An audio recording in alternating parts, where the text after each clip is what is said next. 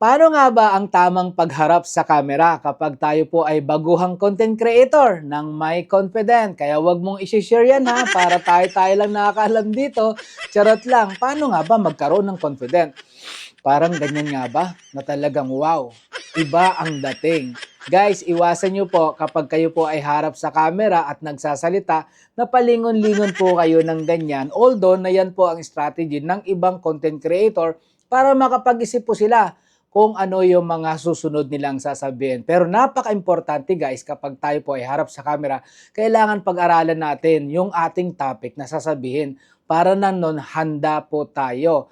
At wag na wag po kayong kukurap sa harapan ng camera. Kung napapansin nyo po guys na talagang ako minsan pag nagsasalita, walang kakurap-kurap dahil yan po isang strategy ng pang-hypnotize or pang-gagayuma sa harapan ng camera na para bang jowa ko ang kaharapan ko, although na hindi ko talaga magayuma-gayuma. Pero guys, alam nyo po, kahit man po sa mga seminar, sa lahat po ng mga meeting, kapag yung ating pong teacher o nagtuturo or nagsasalita ay puro seryoso ang sinasabi at wala man lang kaadlib-adlib ng mga joke, for sure guys, makakatulog ka. Napaka-importante po, kailangan po magpatawa tayo para nang nun, kahit paano magising yung ating mga viewers dahil ang seryoso po, kalimitan nasa ICU, 50-50 or minsan napupunta sa sementeryo.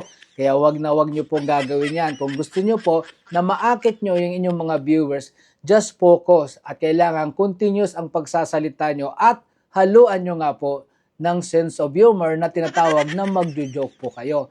Kaya guys, as a content creator, napaka-importante po na tayo po ay mag-explore at the same time, gamitin natin mismo yung ating sariling karanasan para nang nun mas makatulong po tayo at ma-expand po natin yung ating mga sinasabi sa ating mga followers para napaisip ko na tuloy na yung bang mga sinasabi mo mahugot sir, naranasan nyo po yan. Guys, according po yan sa mga napapanood ko. Kaya napaka-importante po sa henerasyon na to, huwag kang kukurap. Dahil sa isang kurap mo lamang, yung minamahal mo, magiging jowa na ng iba. Charot lang po guys. Kaya bumalik po kayo dito kay Notnot Palaboy. Dahil hindi po ako kagaya ng ibang content creator na kahit wala kayong pailaw, hindi ko maihatid sa inyo yung tamang impormasyon na kung saan ilalago nga po kayo dito kay Facebook. Relate ka, no? O sige na, bye!